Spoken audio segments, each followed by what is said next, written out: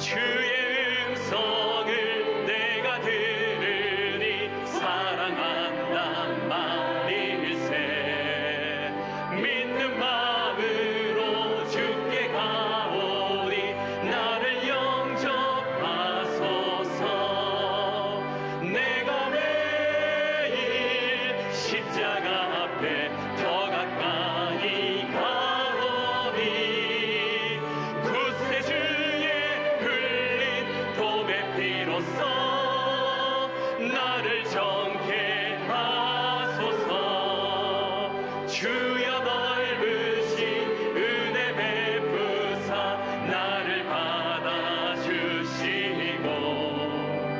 나의 품은 뜻 주의 뜻같이 되게 하여 주소서. 내가 매일 십자가 앞에 더 가까이 가오니 구세주의 흘린 도배 피로써 나를 정케 하소서. 주의 보좌로 나아갈 때에 어찌하니 기쁠까. 주의 얼굴을 항상 배우니 더욱 친근합니다. 내가 매일 십자가 앞에 더 가까이 가오니 구세주의 흘린 도배 피로써 나를 정케 하소서. 우리 구주의 넓은 사랑을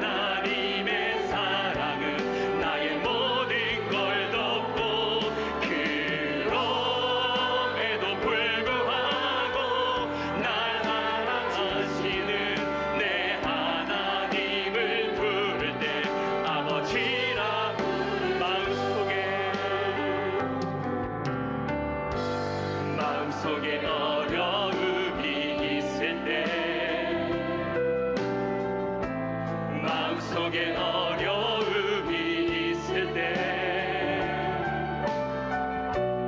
마음속에 어려움이 있을 때 주님 내게 먼저 오사 내 맘을 만지고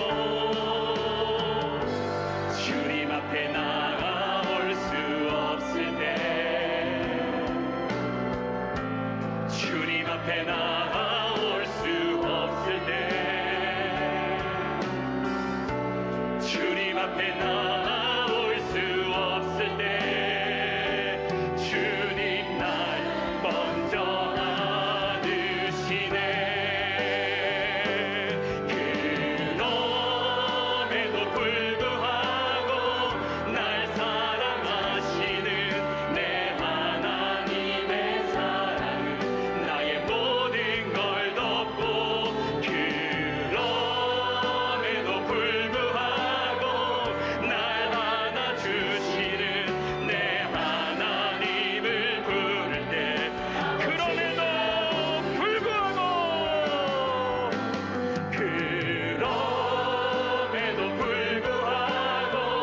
날 사랑하시는 내 하나님의 사랑은 나의 모든 걸 덮고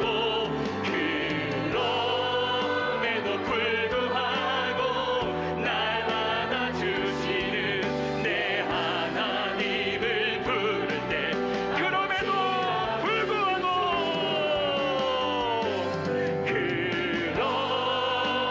불구하고 날 사랑하시는 내 하나님의 사랑은 나의 모든 걸 덮고 그럼에도 불구하고 날 안아주시는 내 하나님을 부를 때 그럼에도 불구하고 날 사랑하시는.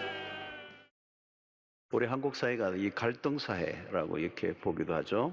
다양한 갈등이 있습니다. 뭐 세대 간의 갈등, 계층 간의 갈등, 뭐 젠더, 이 남녀 간의 갈등, 또 이념의 갈등, 빈부의 갈등, 뭐 이런 많은 것들이 안고 있습니다.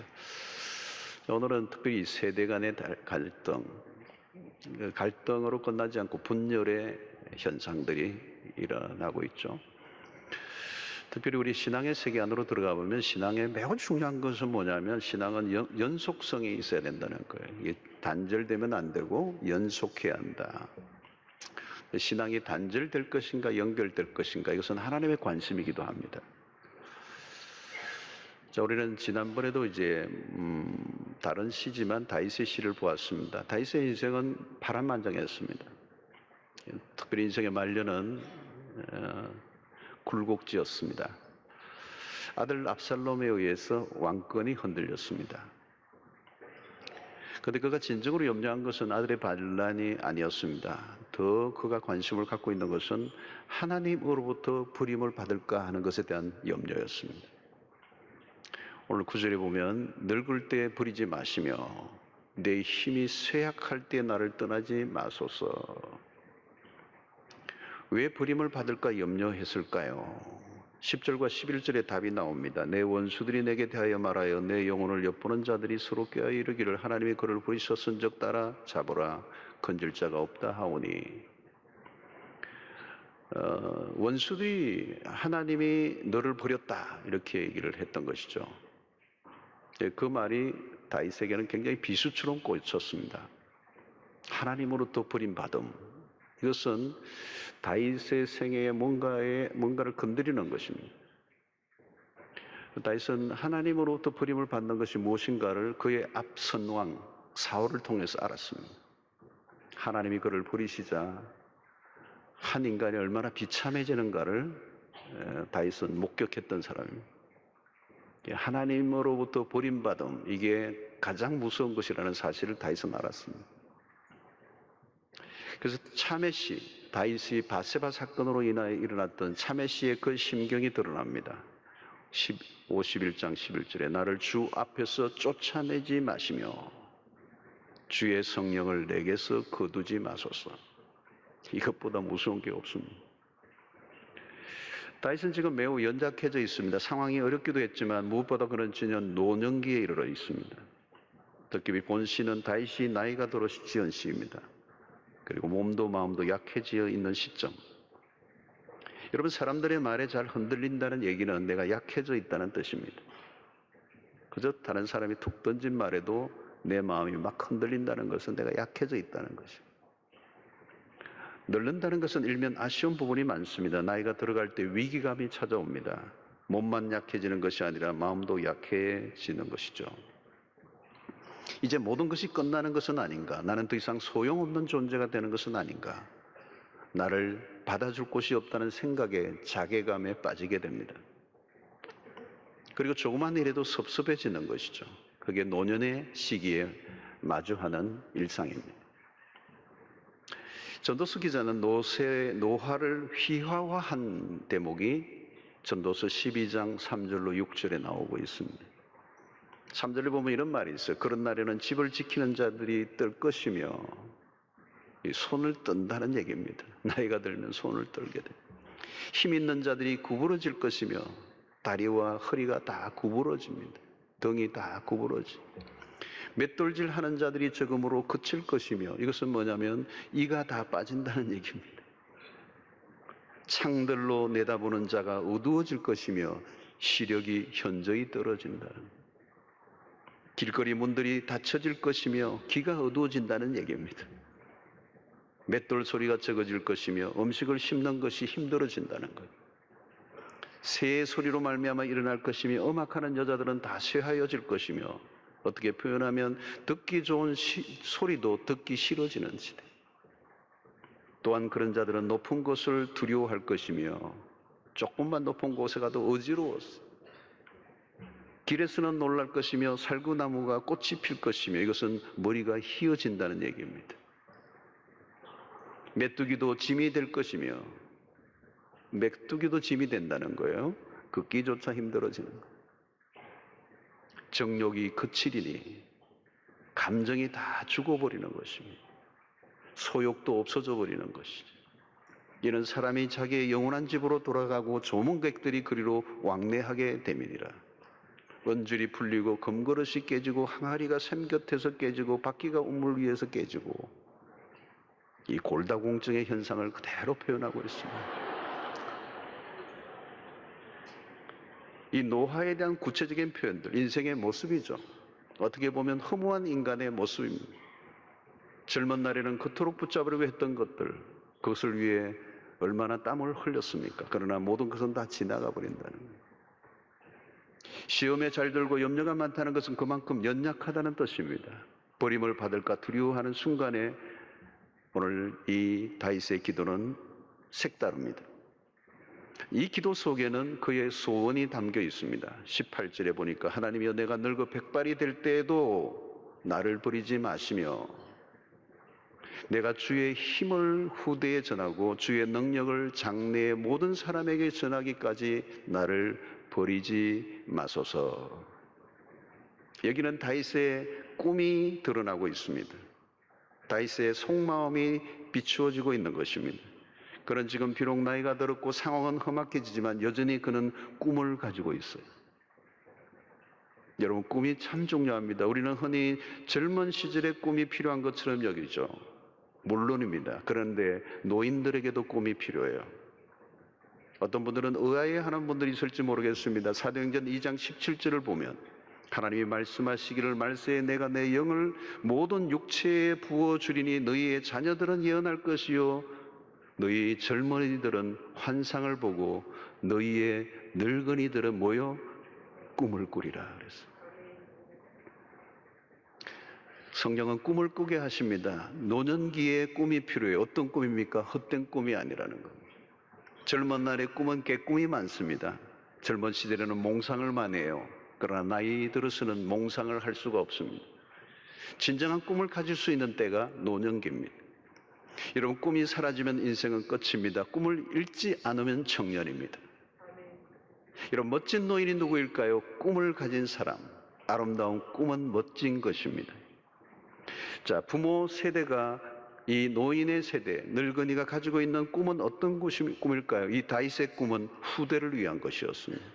주의 힘을 후대에 전하고 주의 능력을 장래의 모든 사람에게 전하기까지 나를 버리지 말아 주십시오. 다윗은 자신이 경험한 하나님을 전하고 싶어 합니다. 과거에 역사하신 하나님이 오늘도 그리고 내일도 역사하실 것이라는 사실을 믿기 때문에 그분은 여전히 동일하신 하나님, 그분의 그 힘과 주의 능력을 이제 침묵하지 않고 다음 세대에게 전하겠다는 것입니다. 오늘 우리는 우리가 받은 은혜를 다음 세대에게 나누어 줘야 할 사명과 책임이 있습니다. 여러분, 이전에 할머니, 할아버지들은 이야기꾼들이었습니다. 그들은 손주들을 눕혀서 하루 종일 그들에게 이야기를 들어줘.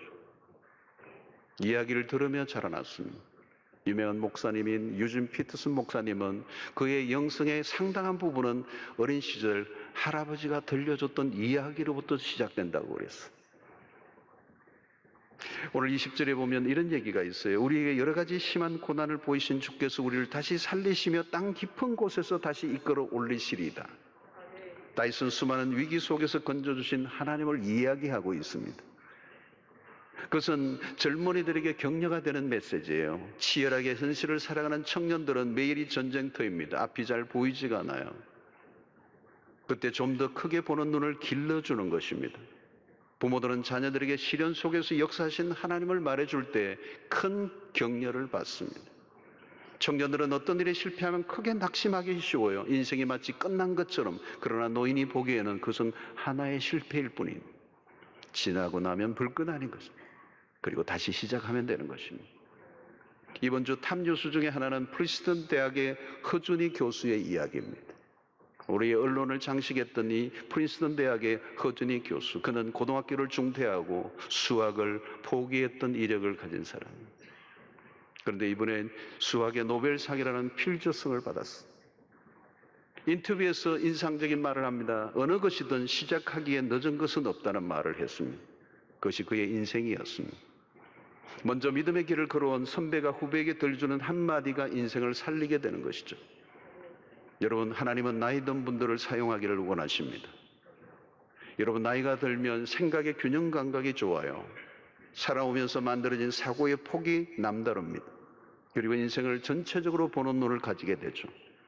여러분, 시간을 통과하면서 배운 것은 무서운 것입니다. 이전에는 빠른 것이 다 좋아 보였어요. 그러나 아니에요. 무엇이든지 시간이 들여져야 한다는 것. 여러분, 무르익는다는 표현을 하잖아요. 때가 되어야만 이룰 수 있는 게 있습니다.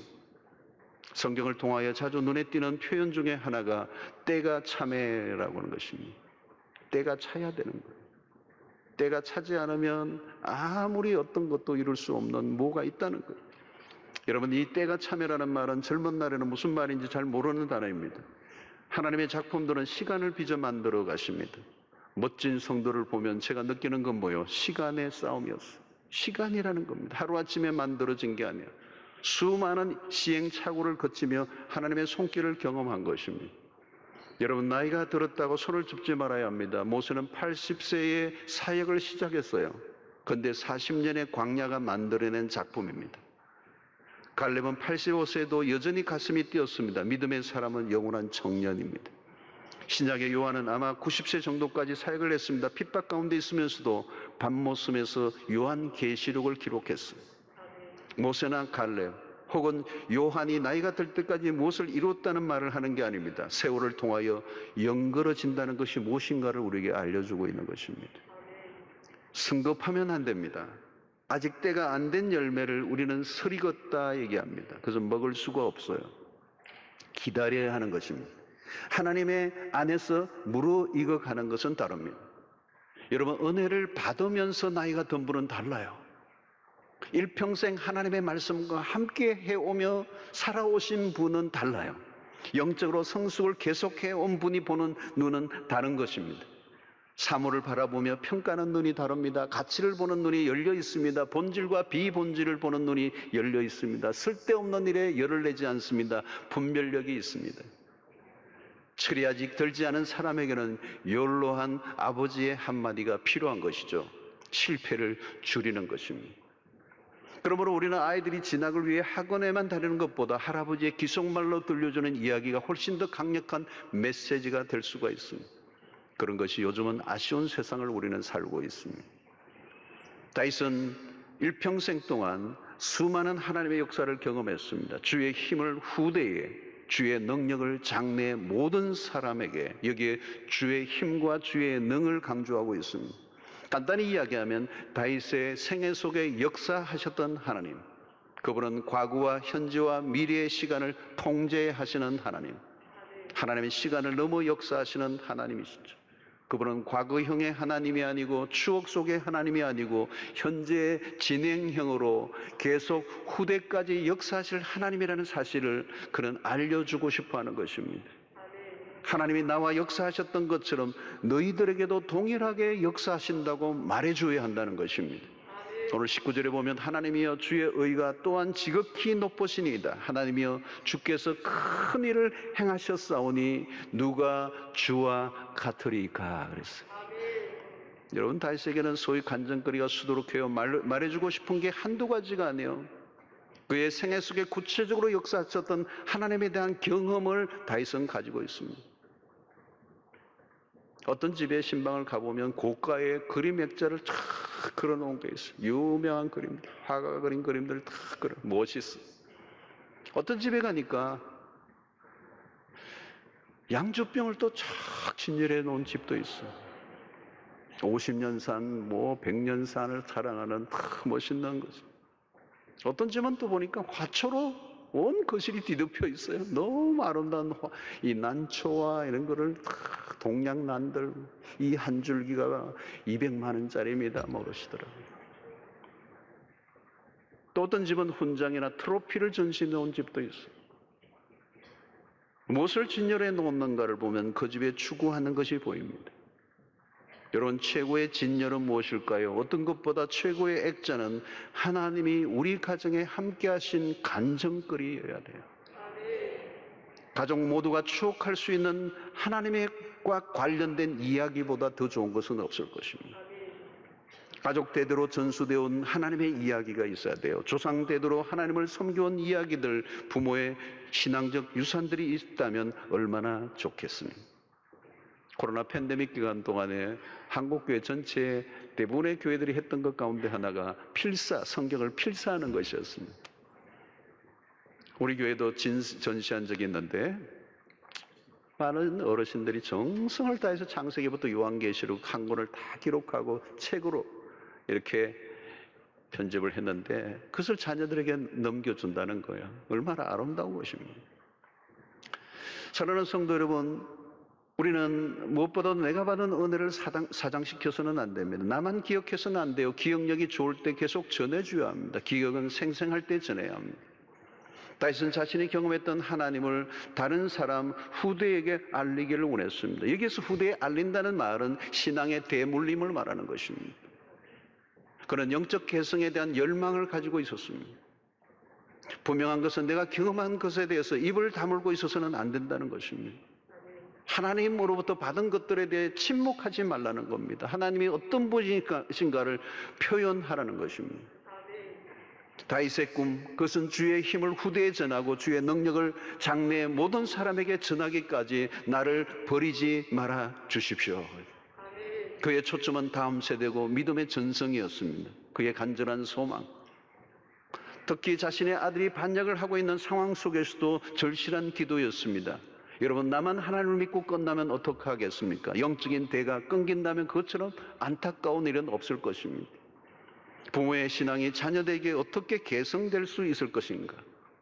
내가 열심히 신앙생활하는 것도 중요하지만 나의 신앙이 자녀들에게 바톤 터치가 되어지고 이어져야 된다.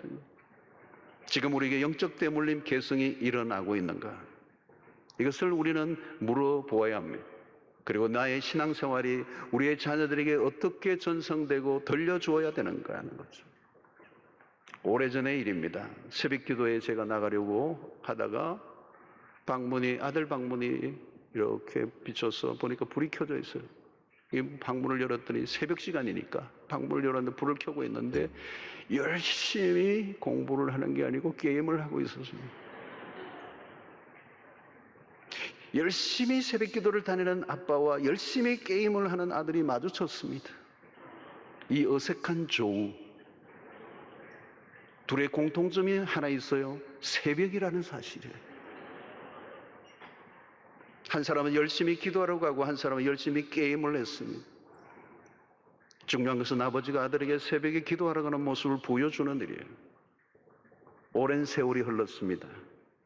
어느 날 새벽, 그날 아침에 아들은 게임을 하지 않고 소파에 앉아 있었습니다. 그 새벽에 하나님이 그를 직접 만나 주셨어요. 특별한 방식으로 하나님과 대면한 그 아들은 그날 이후로 급속한 변화가 일어났어요. 게임은 끝이 났습니다. 게임은 게임 오버되었습니다. 우리는 우리 가정은 이것을 새벽 사건이라고 말합니다.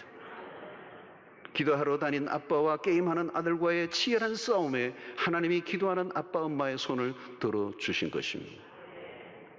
새벽마다 기도하러 다니는 부모의 모습들은 그 아들이 보고 있다는 것은 중요한 일입니다. 보여주는 것이 그토록 중요한 것입니다. 말하는 것보다 몸으로 보여주는 것은 강력한 것입니다. 다윗은 17절에 하나님이 나를 어려서부터 교훈하였으므로, 어려서부터 하나님이 나를 교훈했다. 그런 어려서부터 하나님의 레슨을 받아왔어요. 그리고 내가 지금까지 주의 기이한 일들을 전하였나이다. 다윗은 어린 시절부터 영적 경험을 쌓았습니다. 그가 경험한 영적 비밀이 많습니다. 오늘 힘이라는 말의 표현이 그런 것이죠. 그런 어린 시절 목동으로 살았을 동안에도 어린 소년이었지만 곰과 사자의 발톱에서 건져내어 주신 하나님을 경험했습니다. 그의 힘으로는 도무지 감당할 수 없었던 사자와 이 곰의 발톱, 그 맹수로부터 지켜주셨던 하나님을 경험했다는 것. 그인 골리앗을 넘어뜨린 사건도 단순히 그의 물맷돌의 실력이 아니고 기술이 아니고 하나님의 능이었습니다. 하나님의 능력이었습니다. 다윗은 어린 시절부터 하나님을 깊이 경험했습니다. 그의 삶은 간증으로 가득 찹니다. 다윗은 자신이 경험한 것을 말하지 않고는 견딜 수 없습니다. 내가 경험했던 그 하나님을 내 후대가 알기를 원한다는 것입니다. 여러분, 내가 10년, 20년 신앙생활을 했다면 그 신앙생활의 경험은 다음 세대의 일종의 빛과 같은 거예요. 그 다음 세대에 전해줄 책임이 있다는 겁니다. 신앙생활 30년, 40년 한 것은 중요합니다. 그러나 더 중요한 것은 컨텐츠, 내용입니다. 횟수가 아니에요. 신앙생활의 경력이 횟수나 직분으로 대변돼서는 안 돼요. 그 안에 내용입니다. 하나님이 행하신 일. 여러분, 그것을 다음 세대에게 알려줘야 된다는 거예요. 아이들이 어릴 때는 부모의 손을 잡고 쫄쫄쫄쫄 교회를 잘 따라 나와요. 그러나 조금씩 자라면서 그 아이에게 질문이 생기기 시작합니다. 왜 내가 교회를 다니냐는 거예요. 부모가 다닌다면 나도 다녀야 되는가라고 하는 질문을 하기 시작하는 거예요. 어린 때는 질문이 없어요. 그러나 조금씩 자의식이 생기고 자의지가 발달하면서 스스로에게 질문을 하는 것이죠. 내가 교회를 왜 다니는가? 계속 교회를 다녀야 하는가? 이 고민의 시기가 찾아와요. 교회를 잘 따라다니던 아이에게 어느 날 고민과 갈등이 찾아온다는 말이죠. 여러분, 이것은 필요한 시간입니다. 반드시 필요한 시간이에요. 부모의 신앙이 아니라 자기의 신앙으로 전환되는 그 전환점에 매우 중요한 질문을 던지는 거죠. 나는 과연 왜 교회를 다니는가? 나는 교회를 다닐 만한 가치가 있는가? 내가 무엇 때문에 교회를 다니는가? 이러면 이 고민과 갈등을 거쳐야 비로소 제대로 된 신앙의 길을 걸을 수가 있어요. 그때가 중요한 것입니다. 이때 이 고민과 질문이 생길 때 그 질문과 고민의 1차적인 답은 부모를 통해서 얻을 수 있어야 돼요. 자녀들은 부모의 신앙생활을 바라보면서 어떤 결정을 하게 되는 것입니다. 여기에서 부모의 신앙은 매우 중요합니다. 그냥 말로만 하는 신앙인지 아니면 진짜 우리 부모가 예수를 믿는 것인지 자녀들은 너무도 잘 알아요. 부모 역시 고민이 있었고 숱한 갈등기를 거치며 믿음의 생활을 해온 사람이라면 그 역시 답을 줄 수가 있겠죠. 그러나 그냥 설렁설렁 다닌 분이라면 답을 해줄 수가 없어요. 자녀들이 부모를 바라볼 때 왜 주일날 저렇게 교회를 열심히 다니시는가? 왜 주일날 가게 문을 닫으면서까지도 교회를 다니고 있는지 질문을 할 때 그 질문의 답이 부모여야 하는 것입니다. 우리 부모를 보니까 예수를 진짜 하나님이 계신 것 같아. 우리 부모님을 보니까 예수는 안 계신 것 같아. 여러분, 자녀들이 부모를 통해 신앙적 감동을 받을 수 없다는 문제는 심각해지는 것입니다. 신앙의 실체를 확인하고 싶을 때 가장 가까운 사람이 영향을 줄 수밖에 없는 것입니다. 여러분, 사사기의 비극이 무엇입니까? 한 세대가 무너지기 시작하면 그 다음 세대는 걷잡을 수가 없어요. 사사기 2장 7절로 10절에 보니까 백성이 여호수아가 사는 날 동안과 여호수아 뒤에 생존한 장로들 곧 여호와께서 이스라엘을 위하여 행하신 모든 큰 일을 본 자들이 사는 날 동안에 여호와를 섬겼더라.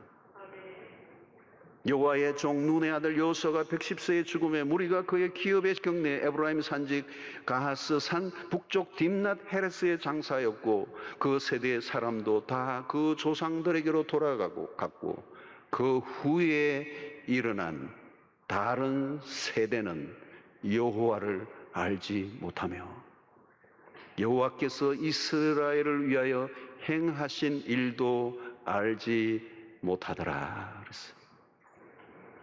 여러분, 여호수아가 사는 날 그리고 함께했던 장로들이 살아있는 그 여호와께서 행하신 큰 일을 본 자들이 사는 날 동안에는 여호와를 섬겼어요. 그러나 한 세대가 지나자 하나님을 알지 못하는 다른 세대가 일어났어요.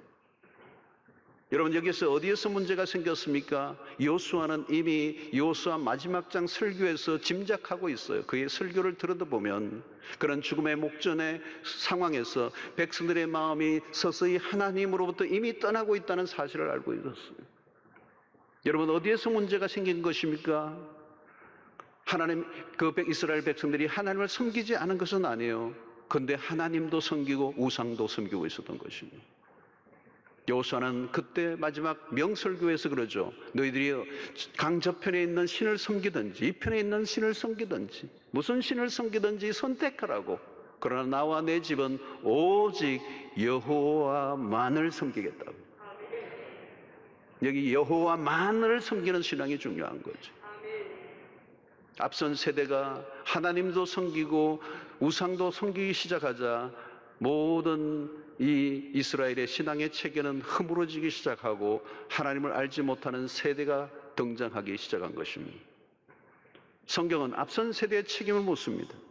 하나님을 모르는 세대가 출현하기 이전에 앞선 세대의 신앙의 상태가 매우 중요합니다. 신앙의 세대가 이어지지 않는 앞선 세대의 느슨한 신앙의 사이로 하나님을 알지 못하는 세대가 일어난 것입니다. 여러분, 신앙을 개성하는 데 실패하는 가장 큰 요인은 무엇일까요? 자녀들에게 하라고 가르치는 것을 부모 자신이 하지 않는 것입니다. 말한 대로 살지 않는 모습에 실망을 하는 것입니다. 아무리 말을 해도 안 들어요. 자녀들은 우리의 말을 듣지 않는 이유가 뭘까요? 우리가 자녀에게 하라고 하는 대로 내가 그렇게 살고 있지 않기 때문이에요. 사실은 부모의 불순종입니다. 부모 세대가 하나님의 말씀 앞에 철저히 순종하는 것보다 중요한 것은 없습니다. 종교화된 신앙은 죽은 신앙이요, 말만 있지 신앙의 실체는 볼 수 없습니다. 그런 신앙은 영향을 줄 수가 없습니다. 그러므로 우리는 자녀들이 말을 듣지 않을 때 우리는 우리 자신을 돌아보아야 합니다. 주일날 교회를 다니는 것만으로는 자녀들의 신앙에 영향을 줄 수가 없습니다. 성경책이 집안에 곳곳에 널려 있는 것만으로 되지 않아요. 기독교적인 용어를 사용한다고 해서 기독교인이라고 볼 수도 없어요. 오늘 험한 세상에서 예수를 믿고 산다는 게 어떤 것인지, 어떤 어려움이 와도 신앙의 지조를 지켜내는 포기하지 않는 모습을 보여야 하는 것입니다. 그래서 하나님만을 섬기는 것이 무엇인지를 몸으로 보여줘야 됩니다.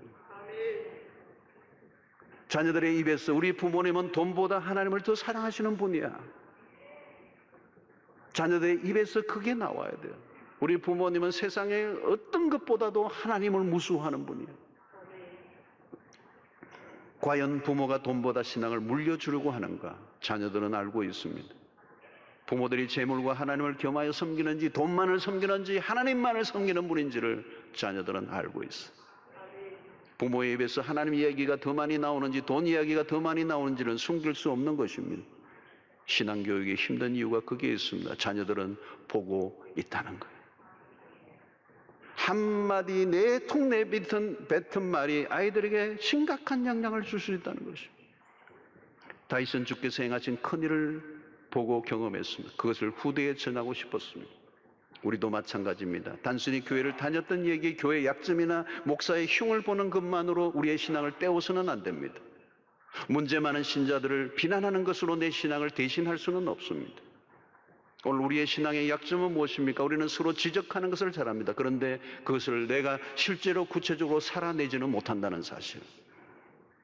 자녀들에게 보여줄 것은 무엇인가? 아빠, 엄마가 얼마나 교회를 열심히 다녔는가를 말하는 게 아니에요. 교회를 왜 다녔는가에 대한 설명이 분명해야 하는 것입니다. 하나님을 알려야 하는 것입니다. 영적 비밀을 말해 줄 수 있어야 하는 것입니다. 여러분들에게 그 비밀이 있습니까? 다윗은 오늘 모든 사람에게 전하기까지 나를 버리지 마소서, 버리지 말아주소서 그는 반복하고 있습니다. 그것은 오래 살게 해달라는 얘기가 아니에요. 단순한 장수를 위한 기도가 아닙니다. 그냥 건강을 위한 기도가 아니에요. 죽음에 대한 두려움에 사로잡혀 노년을 보내고 있는 모습이 아닙니다. 다윗은 더 살아야 할 이유가 하나 있어요. 그것이 무엇입니까? 후대를 위하여, 다음 세대를 위한 꿈이었습니다. 우리보다 더 나은 세대가 나와야 한다는 것입니다. 여러분, 아브라함의 아들 아브라함이 이삭을 모리아의 제단에 올려놓는 명장면이 창세기 22장에 나옵니다. 그때 우리는 아브라함의 신앙이 얼마나 대단한가, 그 아브라함의 신앙이 부각돼요. 물론 그렇습니다. 그러나 아들을 번제단에 올린 아브라함보다 거기에 올려진 이삭이 아버지 이상으로 대단한 거예요. 아들은 아버지를 닮아 있는 것입니다. 믿음의 개성이 중요합니다. 한평생 동안 경험했던 하나님으로부터 받았던 신앙적 유산을 그대로 무덤으로 가지고 가서는 안 돼요. 나이가 들어가면서 해야 될 가장 중요한 역할은 신앙의 유산을 전수하는 것입니다. 다윗은 사명을 이룰 때까지 나를 지켜달라고 간구하고 있습니다. 그 일이 이루어지기까지 나를 살려달라는 거예요. 이 믿음이, 내가 경험했던 하나님이 나의 신앙이 다음 세대에 전수되기까지 나를 버리지 말아 주십시오. 나를 살려 주십시오. 내가 살아야 할 이유는 내가 가졌던 그 신앙을 내 자녀들이 가지는 것이 소원이기 때문이에요. 하나님은 모든 세대에 관심이 많습니다. 아브라함과 이삭과 야곱의 하나님. 여러분, 성경은 언제나 그런 표현을 씁니다. 그냥 아브라함의 하나님이 아니에요. 아브라함의 하나님, 이삭의 하나님, 야곱의 하나님. 믿음의 계승이 이루어지는 세대를 얘기하는 것입니다. 오늘 17절에서 나를 어려서부터 그리고 지금까지 하나님께서 인도해 오셨다고 말씀합니다. 하나님은 한 세대만 집중하지 않습니다. 모든 세대, all generation입니다. 오순절의 성령 사건 속에서도 모든 세대입니다. 건강한 교회는 모든 세대가 함께 일어나는 것입니다. 한 세대만이 아니에요. 어떤 교회는 젊은이만 있고 어떤 교회는 노인분들만 있습니다. 그러나 정상적인 교회는 아니에요. 모든 세대가 함께해야 합니다. 다양한 세대가 함께 모여, 그리고 노년의 세대가 가지고 있는 영적 유산을 자녀들이 볼 수 있고 또 함께할 때 오는 시너지가 있어야 되는 것입니다. 하나님은 모든 세대를 축복하기를 원하십니다. 선조 세대에 복을 주신 하나님은 후대에게 복을 주시기를 원하십니다. 그래서 하나님의 언약은 언제나 세대와 세대를 잇는 것이어야 됩니다. 하나님께서 어떻게 어려서부터 지금까지 인도해 주셨을까? 핵심은 세대 간의 역할을 통해서. 내가 어릴 때 주변의 어른들이 하나님의 말씀을 가르쳐주고 교훈을 주고 모델이 되어 주었기 때문에 오늘 내가 있는 거예요. 혼자 우뚝 어느 날 갑자기 거인으로 사는 분은 없습니다. 앞서 보여준 세대가 있었던 거예요. 부모 세대가 해야 할 역할은 보든 안 보든 좋은 것을 보여주는 역할을 해야 하는 것입니다. 따라하든 하지 않든 내가 최선을 다해서 하나님의 백성으로 살아갈 때, 우리의 자녀들 앞에 부끄럽지 않는 신자로 살아가게 될 때 그곳에 신앙의 개성이 일어나게 될 줄로 믿습니다. 우리 교회에 좋은 게 많지만 그 중에 하나가 철야죠. 한국에 많이 알려졌습니다. 자, 이 철야가 왜 유명하고 알려졌느냐? 뭐 사람이 많이 모이기도 하고 뜨겁게 기도하는 것도 있지만 가장 중요한 것 가운데 하나가 뭐냐면 우리 중고등부 학생들이 나온다는 거예요. 수백 명이 나와요. 여러분 주일날 교회도 잘 나가지 않으려고 하는 학생들인데, 청소년들인데 철야까지 나오는 거예요. 주로 저 위에 자리에 앉아 있는데요. 얼마나 열심히 기도하는지요. 근데 중요한 것은 부모들이 모여 있는 곳에, 청소년기가 되면 부모들이 모인 곳에 안 가려고 그래요. 자기들끼리 모이기를 원하는데, 부모들이 모이는, 어른 세대들이 모여 있는데 이 청소년들이 기꺼이 와서 기도의 자리를 차지하고 있는데 보통 기도를 열심히 하는 게 아니에요. 주로 이제 어떤 데 보면은 고등부 아이들이 이 앞에 말씀을 마치면 이 앞쪽에 쭉 와서 줄을 서서 기도를 해요. 이 중등부는 이제 자리가 부족하니까 저 위에 있다가 못 내려와요. 여기 이제 고등부가 쫙 진을 치고 있으니까. 근데 고등부, 중등부 아이들이 그래요. 나도 고등부 되면 저 자리에 갈 거야. 그들의 꿈은 이 자리에 오는 거예요. 그리고 여기 고등부 학생들이 마치면 청년부들이 저 성가대에 앉았는데 나는 이제 청년부대 가면 저 자리에 가서 기도할 거야. 여러분, 이 모든 세대가 함께 어울려 있는 이 철학 기도는 독특한 우리의 문화예요. 이건 누가 만든 게 아니고 누가 의도적으로 꾸민 게 아니고 저절로 만들어진 것입니다. 어른들이 모여 있는 곳에 청소년들이 함께 와서 어른들이 기도하는 모습을 보면서 그들이 기도를 배우기 시작합니다. 주의 삼창 기도를 배우기 시작합니다. 누가 가르쳐 주지도 않았는데 기도를 하면 언제나 흔드는 것을 그들이 배우기 시작합니다. 신앙이 자연스럽게 전수되고 있는 과정이에요. 금요 철야가, 이미 금요 철야 자체도 일반인들에게도 희귀해진 시대에 부모와 자녀 세대가 함께 기도하는 이 자연스러운 이 신앙의 개성이 일어나고 있는 이 자리는 우리 교회가 가지고 있는 최고의 영적 자산이 아닐 수가 없습니다. 그들은 부모 세대가 모여있는 이곳에 와서 영적인 열기를 전수받아요. 기도의 열기를 전수받고 있어요. 아마 그들이 언젠가는 우리의 모든 기성세대가 될 때 또 다른 세대를 책임지는 그런 세대로 우뚝 세워지게 될 줄로 믿습니다. 여러분, 우리가 우리의 신앙을 열심히 하는 것만으로 끝나서는 안 돼요. 나의 간증으로 끝나서는 안 돼요. 내가 만난 하나님을 우리의 다음 세대들이 만날 수 있어야 하는 것입니다.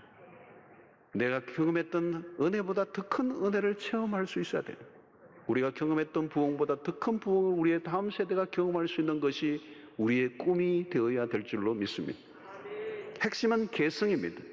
다윗의 노년의 꿈은 바로 이 꿈이에요. 신앙의 개성의 꿈입니다. 신앙의 대가 이어지는 것.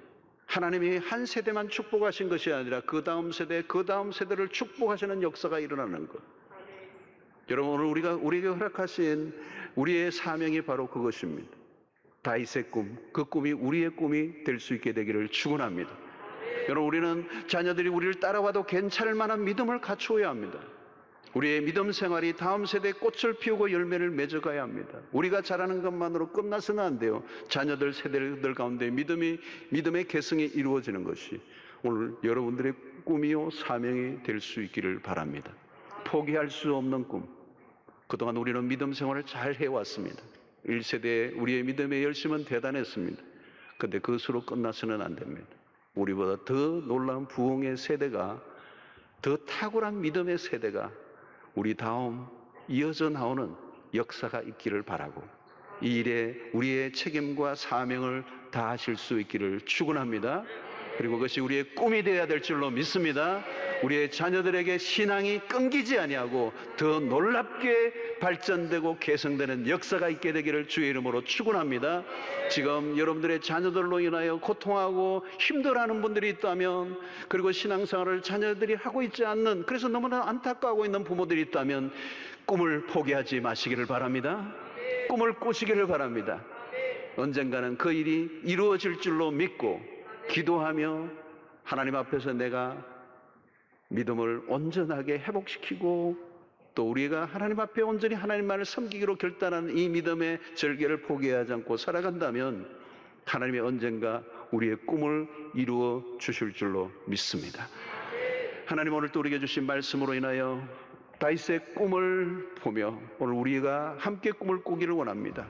우리의 신앙이 아름답게 다음 세대에 전수되기를 원합니다. 신앙의 전성이 일어나기를 원합니다. 아름다운 믿음의 바톤 터치가 일어나기를 원합니다. 우리보다 우리를 더 잘 하나님을 섬기는 세대가 일어나기를 원합니다. 그 꿈을 포기하지 않게 하여 주시옵소서. 예수님의 이름으로 기도하옵나이다. 아멘.